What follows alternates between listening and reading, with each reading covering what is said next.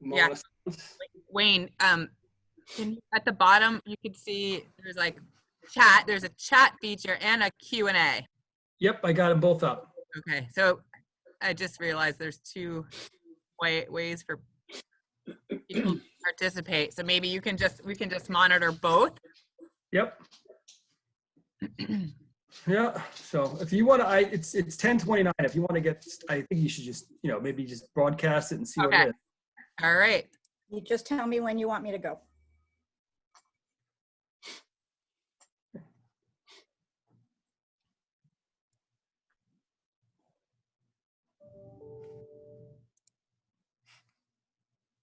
All right, we're live. All right. Nice. Well, welcome, everybody. Thank you very much for attending. I'm Dawn Hocevar, President and CEO of BioCT, and BioCT is very happy to provide great events, virtual events and programming and content, and while state of Connecticut is responding to this pandemic. Today's webinar will be recorded, so please feel free to use the chat feature to ask questions. The panel will take questions as they can, and we'll address anything that's unanswered in follow-up communication with you. Today's program will be moderated by Beth Taylor. Welcome, Beth. And Beth is the Business Development Director for GRE, a real estate advisory and owner's project management firm that specializes in serving clients, life science needs, commercial office industries. So now, Beth, I'd love you to go ahead and get started to present the panel.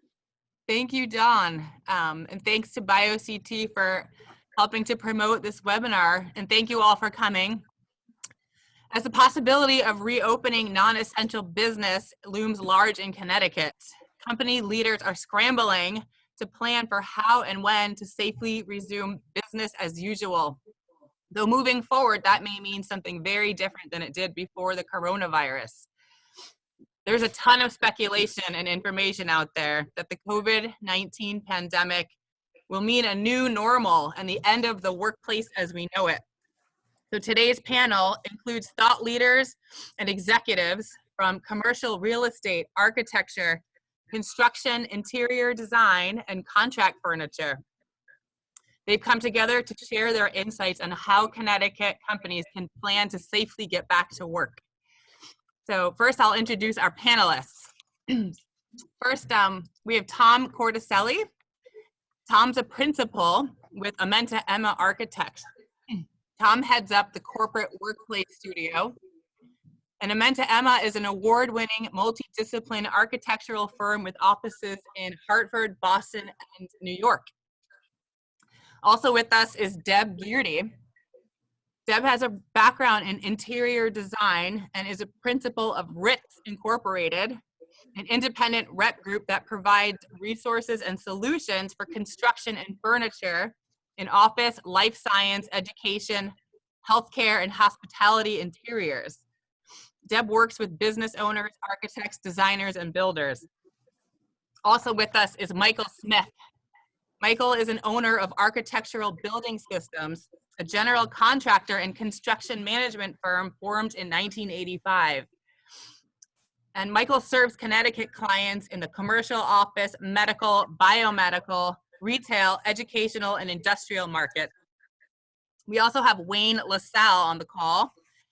Wayne has 20 years of contract furniture industry experience and is the managing director of Strategic Spaces, their Connecticut office in downtown Hartford. Wayne and his team have been very successful implementing furniture projects in healthcare, higher education, government, and corporate work. And his Boston office is very active in the life science scene in Cambridge and successfully implemented the first prefabricated biosafety labs. Also scheduled to be on the panel today is Ford Garal. Ford is a real estate development and construction professional with specialized experience in laboratory environments. He's the founder and managing principal of GRE. Unfortunately, Ford can't be with us today as he is among the million Americans that has fallen victim to the coronavirus. He's doing okay though, but he's understandably under the weather, unable to participate this morning. And finally, contributing to the webinar and the content was Alexis Augsberger, and he is in the audience today. Alexis has been with CBRE, the world's largest real estate services and investment firm, since 2006. Alexis focuses primarily on office and medical sectors in Connecticut. He provides tenant and landlord advisory and transaction services, land development, and acquisition, disposition of commercial real estate assets. So thank you, panelists. Let's dive in. So there's an understanding there's no one-size-fits-all solution on getting Connecticut companies safely back to work.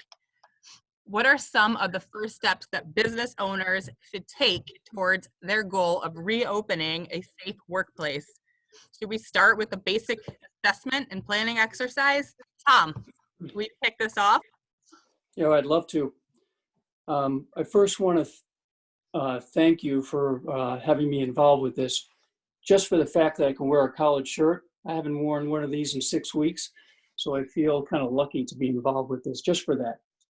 But seriously, you know, Beth, you mentioned one size doesn't fit all. And I think if we take anything from this seminar, that's a key point.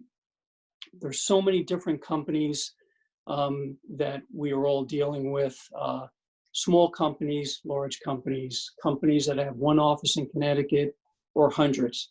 So one size certainly doesn't fit all. And that's where this workplace assessment comes into play. The main goal of the workplace assessment is to come up with a plan on how you're going to come back to the workplace after COVID-19. So that's the key component of that.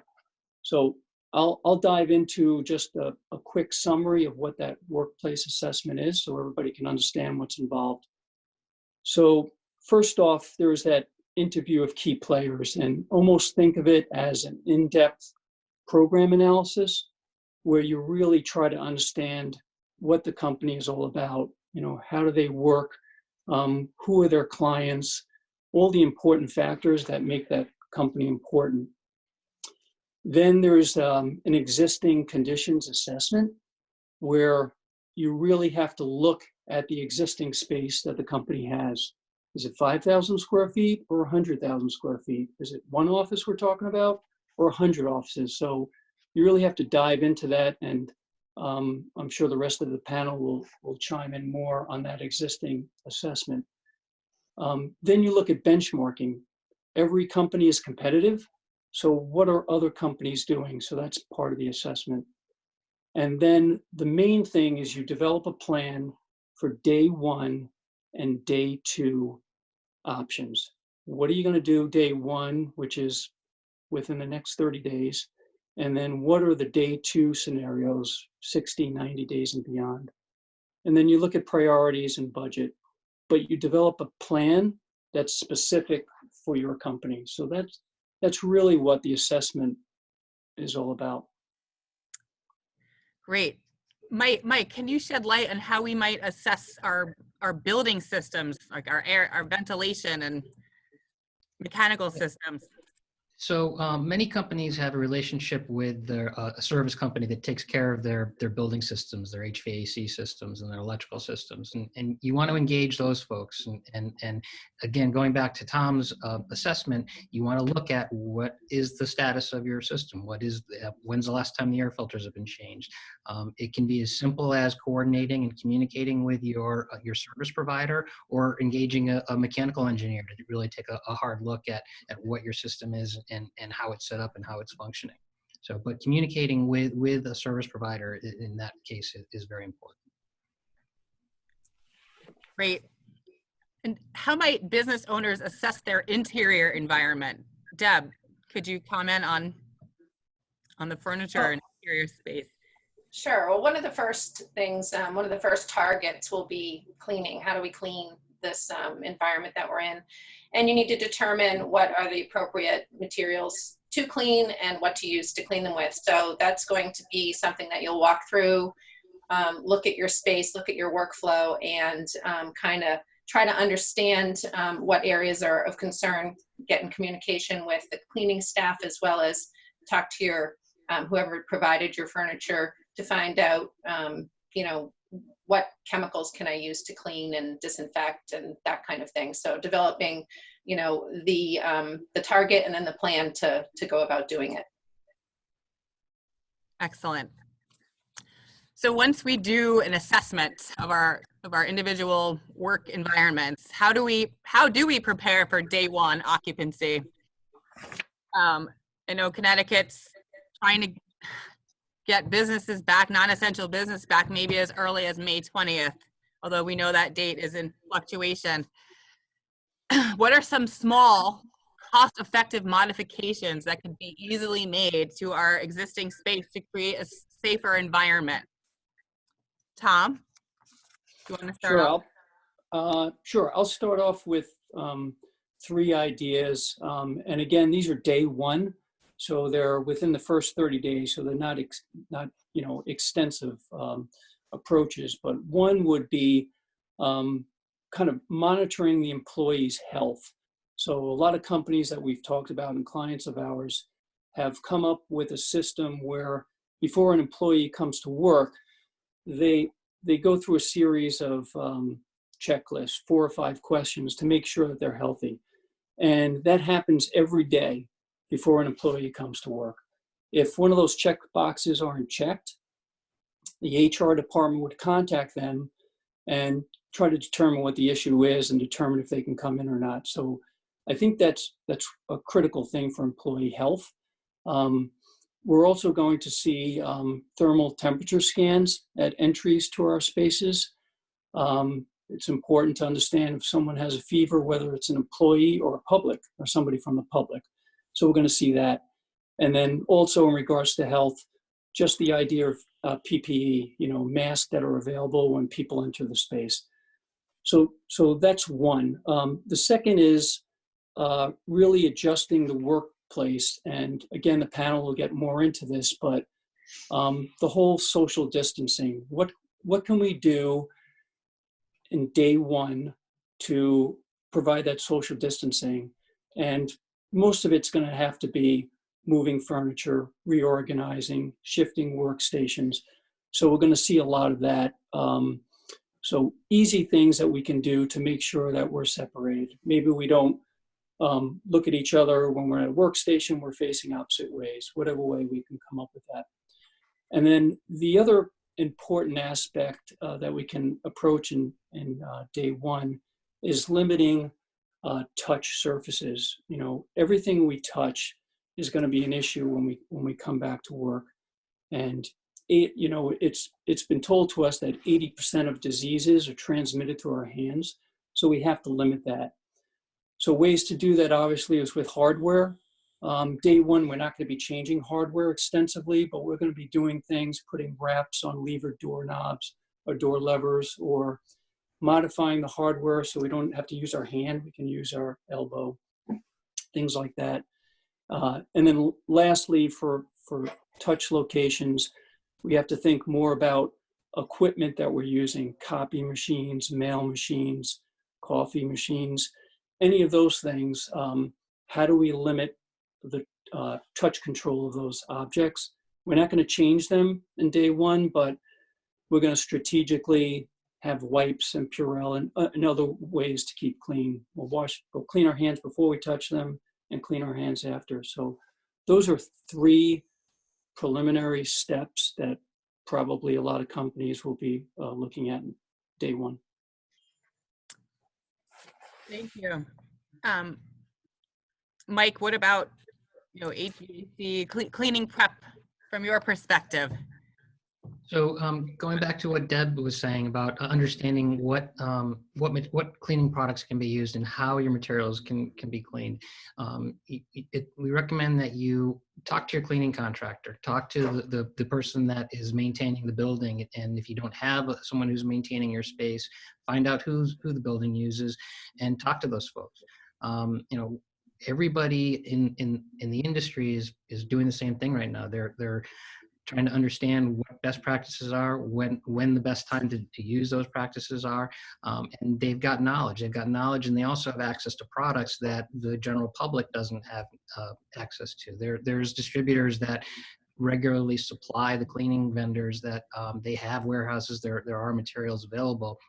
It's not the things that are going to the grocery store. So there are materials, there are products out there that that the vendors can use. But you want to partner with that cleaning contractor and develop a plan and make sure that you're all that you understand when, and you communicate that plan to your employees too, because they're going to want to know what's being done, so you can make them feel comfortable. The other item is going back to the first thing with HVAC and your service company. The easiest thing to do is to change the filters on the air handling system. And you want to have that conversation with the service company and have that done as a day one operation. And along with that is introducing more fresh air into the space. Many mechanical systems have the capability to bring in a certain amount of fresh air. They're set on a low number to begin with to maximize efficiency, but given the situation we're in now, it's better to bring in more fresh air, and your service company can work with you on that. Great. Yeah, and I know somebody, one of my colleagues at GRE has a cleaning business on the side that she's maintained for many years, and she was explaining how she's having her staff work longer hours, she's paying them more. So I think it's important to understand all the cost implications and the time that you have to engage in your cleaning contractor and understand how things might change going forward. Do you agree with that? Yeah, and the good news is these people are here, and they've been doing this for years, and they're adjusting as we all are, and they're available to provide the services using the products and the procedures that everyone needs. Great. And Wayne, from the furniture standpoint, do you have any? Yeah, I think absolutely. So I think one of the first things that we could do is look at sort of how your existing space is configured. Are you in a benching application? Are you in a situation where your employees are having face-to-face sort of interaction? An easy situation there might be to separate that space and have people work from opposite back-to-back sort of configuration versus the face-to-face configuration. That would be an easy kind of solution, one solution. The second thing might be to look at holding meetings that you're having, maybe in an open office area versus in a conference room. Maybe the meetings could last either, quicker meetings, if you will, maybe have your meetings that go a little longer. They can be maybe done virtually through headsets, through your computers, at your desk. That's one way. Look at your conference rooms. Something that could be done easily in the conference rooms, maybe removing a couple chairs, limiting the seating in the conference rooms. So that's one way to do it.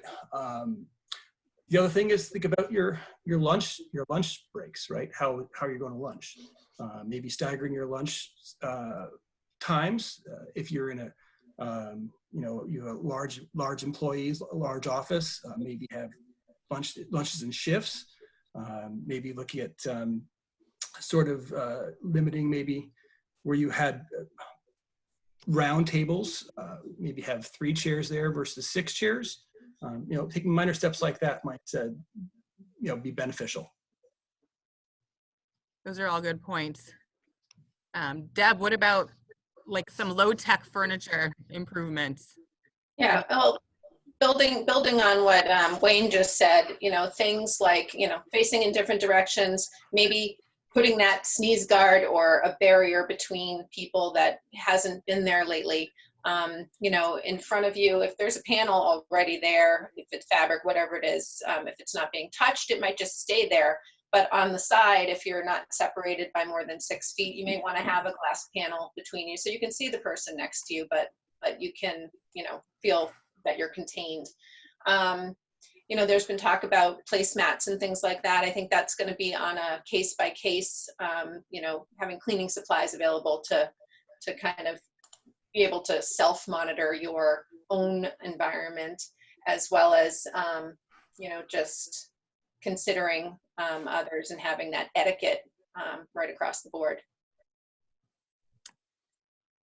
Great. I'm gonna launch a poll. Can you see this? Yep. Oop, actually, sorry. Let's go to this one. Do you see the question is, assuming restrictions are lifted by May 20th, do you feel prepared for opening safe workspace? Or even if you're not a business owner, do you feel prepared for going back to work? And I'll leave that poll open for a little while as we move on. So one of the questions that came through, Mike, I want to ask you this. How often should the air filter be changed in your HVAC equipment?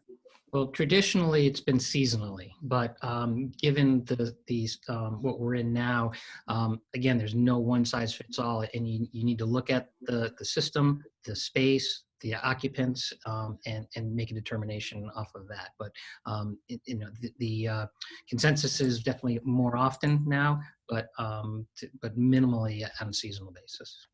And then one other quick question that I think goes to Tom, maybe. Are there, you guys, or maybe even Deb, you guys know this came from one of the attendees. Are any apps or online tools available for employees to use to assess and record their daily health? Do you guys know of any apps at all?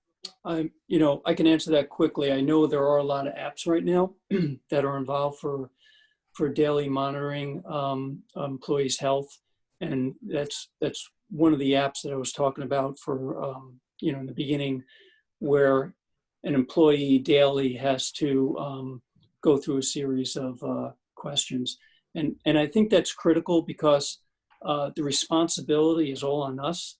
It's not all on us, but mostly on us. So we really have to be responsible to know when we're sick, to know when we should be coming to work, and how that's going to affect our employees or fellow employees. So there's definitely those opportunities to download those items on your phone, and I think it's part of all of our responsibility to do that. Great, thank you, Tom. Mm-hmm. So the poll results show that the majority of us are somewhat prepared for opening safe workspace, about 60%, and 16% are not. So, okay. Beth, just quickly, that's a great poll question, because I think people don't realize that sooner than later, we're going to be back in the workplace, and it's going to be sooner than we think. And when we do come back, employees are going to be asking, what did we do? Or what did our employer do?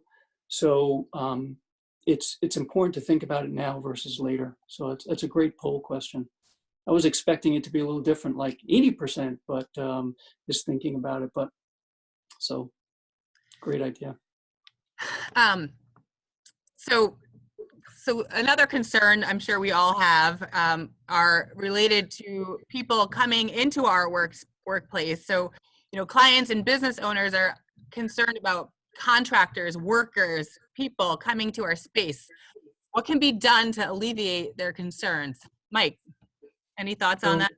Yeah, so the nature of renovation work has always been keeping it separate from the functioning office, and whether that's done with hard partitions or poly, separate entrances, the goal is always to minimize the disruption on the tenant. So now it's been ramped up a little bit, and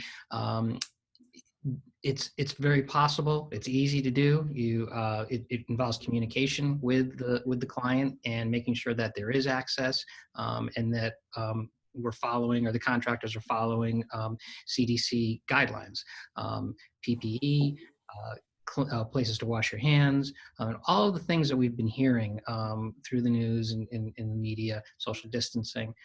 So it's really not as much of an issue as someone might think, because that's the way it's set up from the beginning. It's more formal, a little more strict now, but that's the path. And how do you handle job site meetings?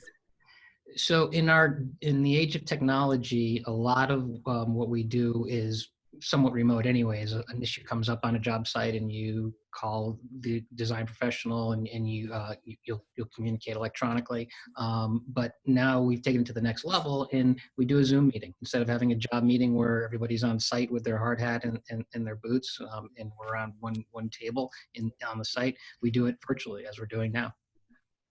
Yeah, I think we're all pretty tech savvy when it comes to webinars now. Or at least a lot more than we were 6 weeks ago. And we love it. It's so much fun. Construction aside, how do we limit the general public from entering our workplace? Like, for example, how would we handle packages getting delivered and lunch and learns and people calling on us at our place of work? Wayne, any ideas? Yeah, so I think that first you'd want to have some sort of area in the space, your office space, preferably up in the front of the building, where that people can go ahead in a designated area where they could drop off packages, office supplies, janitorial supplies, coffee, whatever. I would have that sort of up in the front of the building itself. I'd also look at, your reception area. What does that look like? If you have a sign-in area, maybe you have a console table to the side where people can come in and sign in if you need to have secured access or a secured access point through iPad or whatever it might be. I would have that away from where the current reception station is or sits. And I would look at that receptionist, look at his or her space. Maybe remove the transaction counter, maybe add a glass panel of some sort to protect them from the public coming in. Maybe a pass-through underneath that is always an option, but I would look at making that person's space more private, with keeping the visuals there, but making it more private for him or her to see who's coming in and when and check in the appropriate people as necessary. And I would add that it's just, a matter of etiquette and communication. These things have always been visitors have always been coming to office spaces and labs and hospitals and places like that. And there are protocols in place. And I imagine that more strict protocols will be kept, and people will need to, find out what they are, communicate, and follow the rules, come in and do what they're supposed to do. Or when they can conduct business through media, they'll do that. Great. Got a couple questions coming in. Maybe we can see if we can get some of these questions answered. I don't know. Let me try to get this on. Few people are talking about lab work and wondering how, if they've got some lab areas, what kind of precautions would they need as far as keeping space? Tom, maybe that's something that you can answer. Knowing that Ford isn't available, unfortunately, but maybe Tom, maybe you could take a shot at answering some of these questions. So can you comment specifically on lab operations? Any special considerations for bench scientists and that type of work or workspace? Yeah, I think it might go back to what Deb had said too. There certainly could be partitions and panels, especially in kind of a benching situation. So I think that would be important. This may not be day one, but when you go to day two and you start looking at your work surfaces, there are a lot of different surfaces that the panel will talk about later that might be antimicrobial or might be self-cleaning, just better surfaces that we can work on to limit the transmission of bacteria and disease. So that might not be a day one, but it may be things that we're looking at. And I'm sure labs have the most up-to-date HVAC systems, but there may be opportunities to increase air circulation or clearing the air more. But for work surfaces, I think those are at least some of the things you can do. And obviously social distancing, we can't get away from that. It's going to be more important to pull ourselves away, whether it's 6 feet or more from each other. We have to do the best we can with that. So again, possibly rearrangement, panels, materials, or some of the things we can start to look at. What about shift work? Kind of for lab environments, do you see labs having their staff come in shifts in order to keep the distancing? Is that something you can comment on? I think that depends on the lab. and the company. I think it's a great idea because if you limit density, you're going to limit the opportunity for us to be in contact with each other. So I think that's a great idea. It gets a little tricky in collaborative environments. And if it's a lab that's working with people and they have to work together, then maybe in some cases it won't work. But I think it's certainly an option to look at. It's a good point. Great.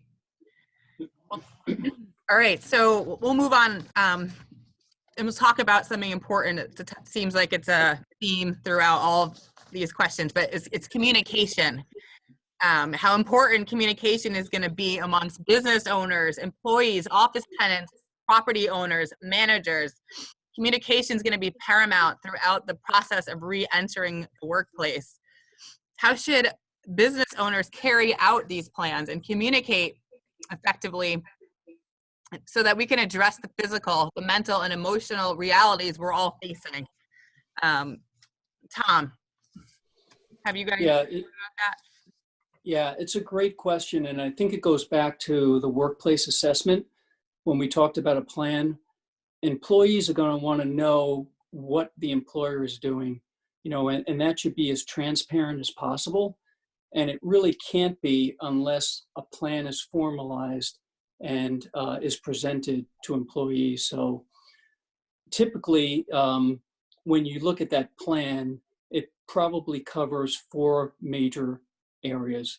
One would be preventative measures. What are the easy things that all of us can do and be responsible for? Personal hygiene, washing our hands, not sharing cell phones, workstations, offices, that kind of thing. So that's probably the first step. Then the second might be developing contingency plans. I think every employee is going to want to know if a coworker is sick or someone from the public comes in and we find out they have COVID-19, what does that mean to the workplace? Does everybody leave? Is there an extensive cleaning? Do we all come back the next day? What is the protocol for that? And I think it's important in that plan to understand there might be different situations, not just one. So there's contingency plans that have to be formulated and have to be presented to the employees so they know. The third might be, what's the protocol for flexible hours, working at home, staggered work shifts? It's going to happen, and it's important to reduce density, but employees are going to want to know what are the rules for that. So that's going to have to be pretty clear. And then the fourth item is really, what are the physical changes to the work environment that the employer is doing? What are the day 1 changes and day 2 changes? So all of those 4 steps are really important for that plan. And again, I can't stress how important it is that employees understand what that is, because they're going to want to know. They're going to want to see things happening in front of them.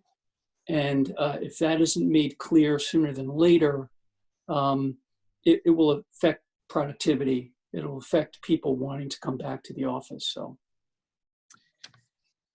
good points. Where do you see signage having a role in communications with employees? Deb, do you want to comment on that? So yeah, just carrying on from what Tom said, the plans that you make, remind people of that with visual cues, post the plan, utilize the environment to give the cues to people of where to be and where not to be. We use, in lab environments, use those hazardous, material signage and stuff like that to let people know this is not a place for you to be. Post when cleaning was done, what kind of, remind people to use hygiene. Those cues and those reminders are very important. A flexible signage product or something like that could be implemented and carried out very quickly, and can be changed as we learn more and as things, we adapt to what's really happening in our environments. yeah, and Beth, just to end on that topic, I think everything that Deb said is so critical, and it really falls into the whole perception. if you're doing all this behind the scenes and employees don't see it, or there's not enough that is visible to employees, the perception is it's not a safe environment. I'm not ready to come back. I really don't understand, what you're doing. So perception is everything. You've got to make those changes. Obviously, you gotta follow through with these things, but you have to transmit this information to employees clearly, distinctly, in a plan. So I can't overstate the importance of that. And if you do that, employees will feel better about coming in, and they'll be more productive. They'll just feel like it's a work environment that they're safer in. So it's just critical. I would also say welcome feedback and be ready to pivot if needed. Yes. Yep. Definitely. Yeah. Yeah, that two-way communication, super important. Definitely, there's no such thing as over communication. I think No. employees are trusting their building owners and business owners to create a safe space. So what should I be asking my landlord when it comes to cleaning and disinfecting my office or other building improvements? Mike, do you have any thoughts on that? Yeah, so you should be asking them, what is your plan? What are you looking at doing? However, don't panic if they don't respond immediately with a published document of what they're doing and how they're doing it.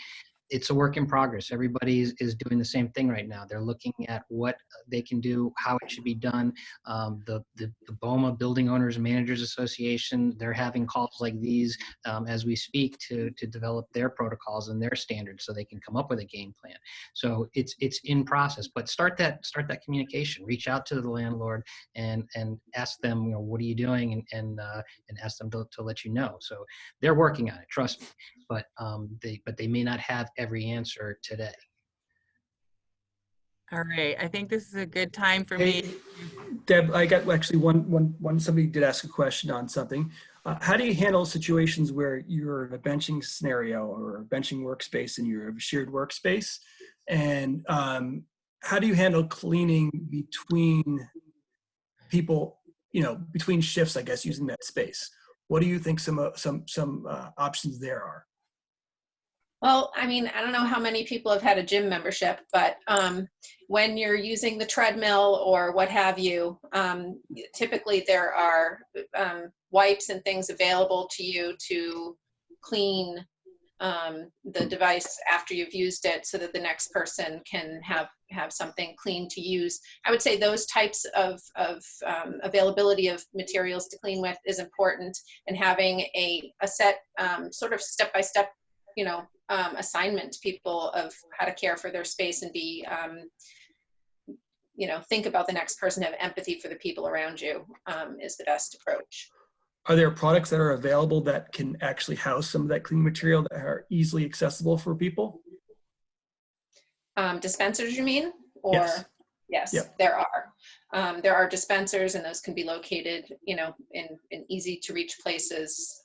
And waste receptacles are going to be important. We don't want people looking for somewhere to throw things away or tucking them somewhere in a drawer. So it's going to be important to just think about how that happens and plan for it. The other thing I might say, Wayne, is that the more we can, and we'll talk about this later, I'm sure, the more we can have materials that self-clean, the better. So, we're involved with cleaning these surfaces, whether it's an outside cleaning company or ourselves, but the more these materials are self-cleaning or limit the transmission of disease in a safe way and safe for the environment, the better we're going to be. And I also like the idea of when we're talking about cleaning, that employees see cleaning happening, they see it happening. It's not an after 5, everybody goes home, magically the place gets cleaned, and they come back and they feel like, oh, everything must be clean. A lot of clients and companies that we've been talking to are engaging in cleaning more regularly. So again, it's that perception thing that we talked about. Just something to add. All right, another 1 or 2 minutes to vote on whether you have a written communication plan in place. I'll end that shortly. So far, it looks like the majority of us are working on it, which is good. That is good. Yeah, and actually, I'm impressed that 16% have a plan in place. Yeah. That's pretty good. All right, so day one, we know lots of great ideas, and sounds like there's a lot of inexpensive, easy ways to get ready to get back to work. And I know we're all anxious to get back to work. But what about, day two and beyond? Like as we hear in the news, COVID-19 isn't going anywhere. It's not going to disappear. I've heard lots of predictions that a second wave of infections might come back in the fall, or if we are careless about social distancing, we could have another ramp up of infections, and all of our hard work we put in could just go to waste. So day two, beyond, what are some future considerations for the new workplace environment? How can technology play a role in the new environment? Tom, any thoughts? Well, yeah, day two, as we kind of said, is more extensive than day one. So it's not quick fixes. So we might start looking at the physical environment like meeting rooms. We're designing meeting rooms in day two now being larger. People are still going to meet. There are many offices that are more collaborative in nature are going to have to meet. So meeting rooms themselves are going to become larger. We can see that happening. We can also see offices, private offices, more of them being part of the work environment, and probably smaller in nature, just a private area where you can go. But also when you talk about the technology, the integration of AV and virtual meetings is going to be more prevalent in day two, day one also, but more in day two, because we're all used to this Zoom thing, whether we like it or not. And when we get back to the work environment, we're still going to be doing it. There's no reason that three of us can't have a meeting like this and not have to meet in a huddle room. We can do it this way. So it's going to be kind of a give and take with meeting in person, meeting in meeting rooms, and doing the virtual thing. We talked about hardware in day one. Day two, we're seeing a lot more of hands-free hardware, things that are operated without the use of actually physically opening a door. Hardware technology is advanced to the point that a lot of lever hardware can be UV type hardware. So it actually kills the germs and the bacteria and the virus after you've used the hardware. So people are going to feel good about that. Other than that, when you talk about hand-free devices, things like elevators, appliances, any of these things that we're used to operating with our hands is going to be more touch-free. It might be operated with an app on our phone. It might be voice, operated. So we're going to see a lot of that.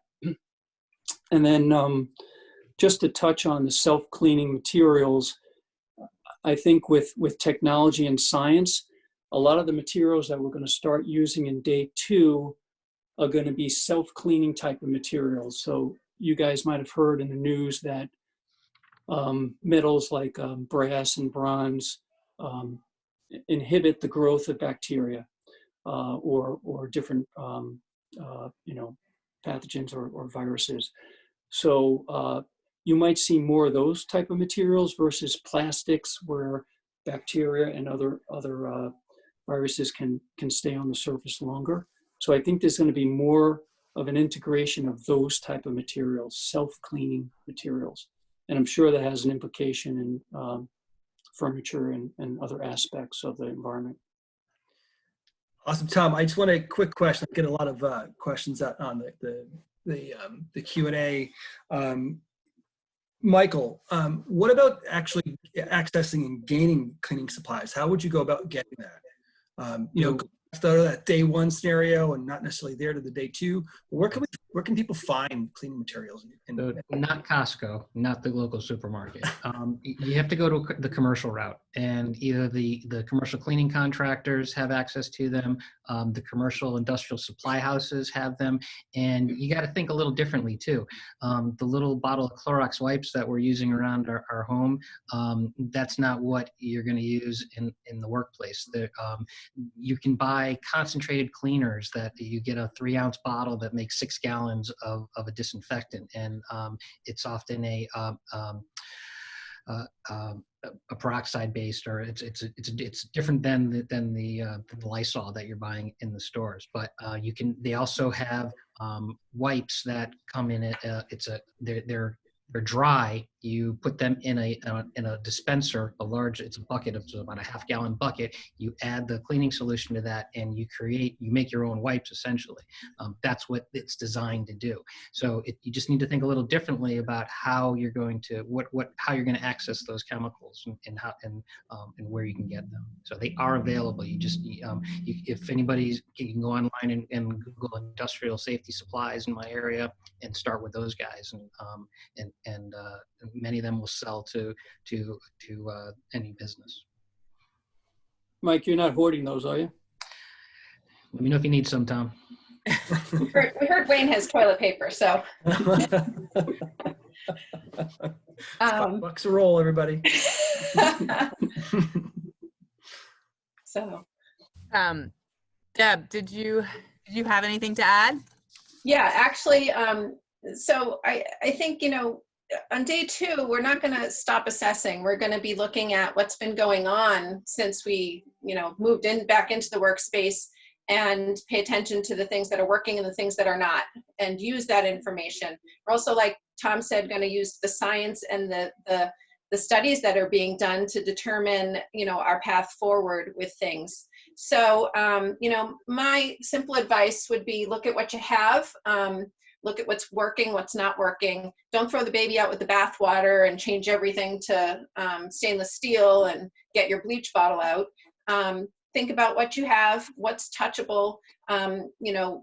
Do you need to make your workstations and work areas larger? Then maybe you take what you have, you talk to your furniture and your architectural professionals, and you make a plan for how people fit into the space. If you're doing shift work, maybe you talk about what those materials are that are on the work surface, and use those materials that have those antimicrobials built into them and are able to self-clean or be not harbor those germs. So really moving forward with that, I think, utilize your information and move forward.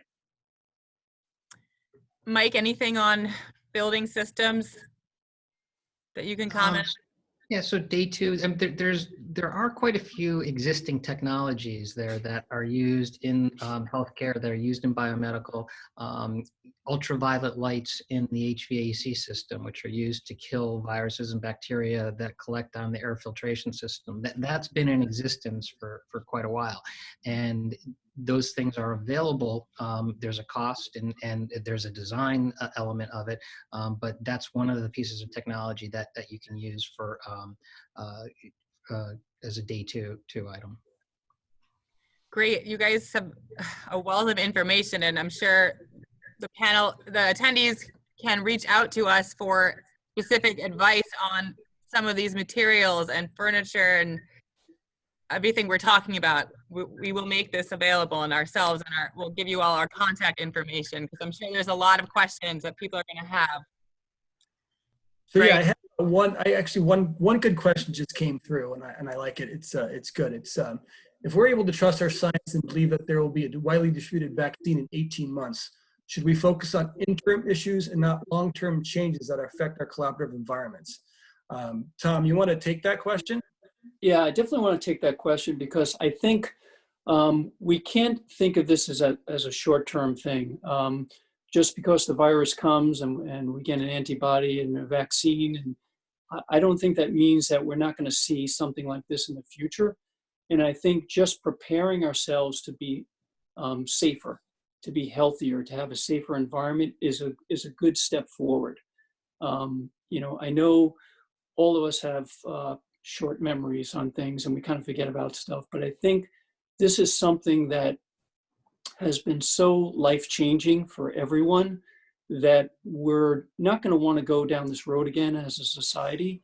And we can and we should make changes in our environment, in our work environment, at a minimum to have a healthier workplace, to think about the materials that we're using to enable social distancing. I think all those things should happen, whether COVID-19 goes away in 10 months, 18 months, or whatever. We have to think about the future, and the future is an unknown. We don't know what to expect. So let's do what we can to create a better environment for ourselves. Hey, Deb, I've got one more question for you. Thank you, Tom. Quick question for you. When we talk about cleaning materials that are either existing or in the future, is there a resource to get that information? What would people look to in order to get that information? How would they find that information? Say fabrics, say work surfaces. Can you talk about that a little bit? There's a lot published. The CDC actually has some information published on textiles and what's contained in them. I would say, talk to your architectural and design professionals. They're staying up on that topic. I've talked to many of them lately, and a lot of them are doing their research. Healthy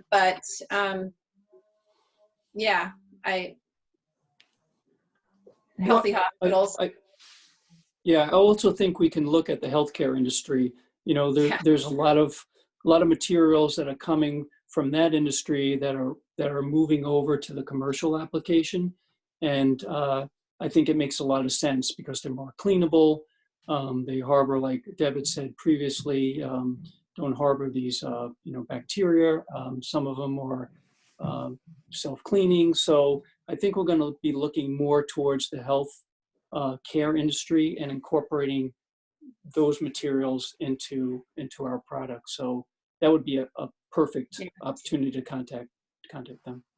Absolutely. We can be informed by other industries, and the UV light is something there too, not just in HVAC, but even in textiles. There's textiles that react to UV light. So we have a few minutes left, 10 minutes. Maybe we can wrap up and then take some more questions from the audience. But I know we're all looking for positives. What positives can come out of this health crisis that we're experiencing?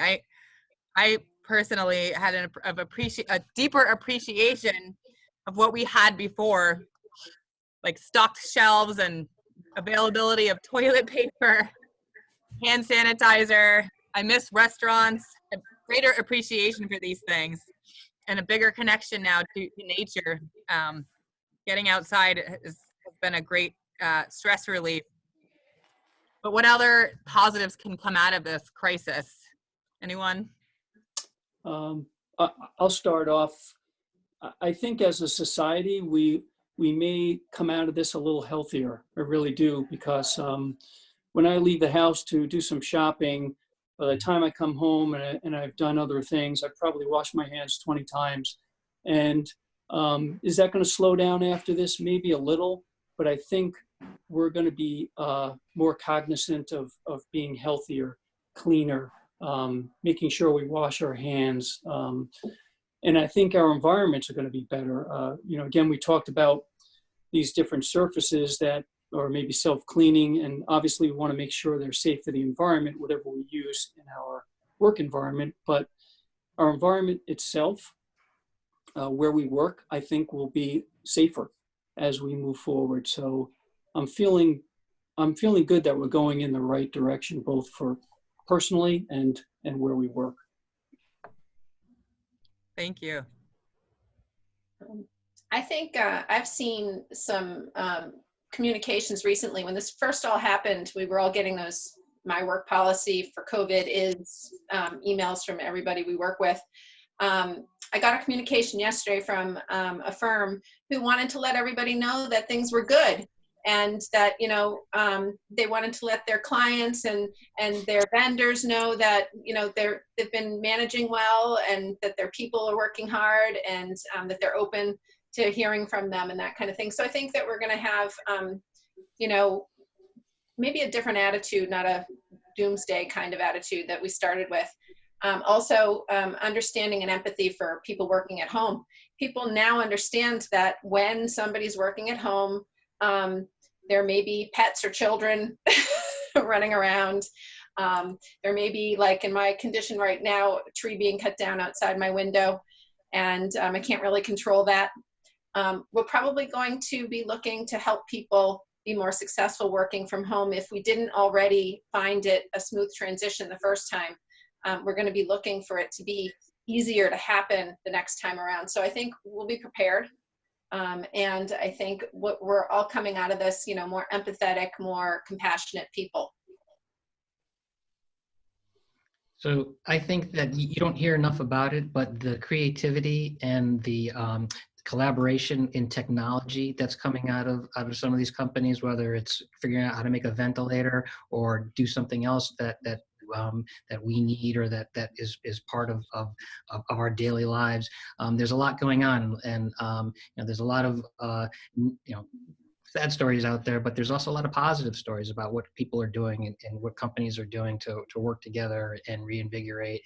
And it has sparked some creativity and some life in some segments that haven't had it recently. Very good points. Yes. Wayne, anything? Well, I just think that, you know, you look at where we are and the fact that we have, you know, pollution levels are starting to lower, up to 30% in some areas. You know, you're seeing the ability for us to have these Zoom meetings. Maybe it's going to be, you know, in terms of the office and what that looks like, you're going to have maybe a studio in your office to host Zoom meetings versus flying off someplace to California for a meeting. You can host that locally and have a really high productive sort of valued meeting in your space, and continue to help the environment and reducing our carbon footprint. We hear about that all the time, and we actually are doing it, and it's a wonderful thing. And to the fact that planes aren't flying as much as they used to, and we're taking the steps necessary to help ensure that the planet that we're on is still available for our kids and their kids. Anything good from your perspective, Dawn? Any positives? Definitely seen the collaboration in the state between government, academia, industry, working together to come up with therapies and drugs and etc. And a lot of, I personally think the administration and our governor has done a tremendous job in communicating with us, and so that's been great. And on a personal note, I've learned that I need less, so that's been really great. And actually my life feels a little calmer these days from that perspective. Thank you. All good. So we want to take a couple more questions. Anything come in, Wayne, that we haven't answered yet? I think one of the things is one person did mention the fact that I'm going to send us over to Mike Smith. Mike, what do you think about increased air exchanges in the buildings? What do you think, you know, maybe recycling fresher air through, et cetera? Yep. So that's definitely an option. There's a code of what the minimum fresh air requirements are for a building. You have to balance fresh air with energy usage, because in the wintertime, if you're taking in more fresh air, then that fresh air has to be heated and to temper the space. But there's also going to be some things that come out of this, and that's something else I wanted to touch on. Our government is probably going to dictate or mandate some of the things that we're talking about, and there may be things added to these lists for example, we've heard that you have to have one of these plans in place and submit it to the government. We're not saying that that's a a done deal, but there's been conversation about that. So there's going to be building code changes. There's going to be design changes. Kind of goes back to the question earlier, Wayne, about, what if we come up with a vaccine? Some of these things are still going to be good practices to do in the future and to take advantage of. So we're looking at it from that perspective. And so the short answer is, it's never a bad thing to have more fresh air in your space, but there's a lot of other factors that need to be taken into consideration when you're making that decision. Thank you. Another question is, this can go to Tom here. I think a lot of our office buildings that we're in today have amenity spaces. How do you see, building management addressing some of these amenity spaces, whether it's a gym, a restaurant, a cafeteria? What do you think is going to be happening in that regard? Yeah, I think there's going to be major changes there. Cleaning, obviously, when we're talking about gyms, is going to be paramount.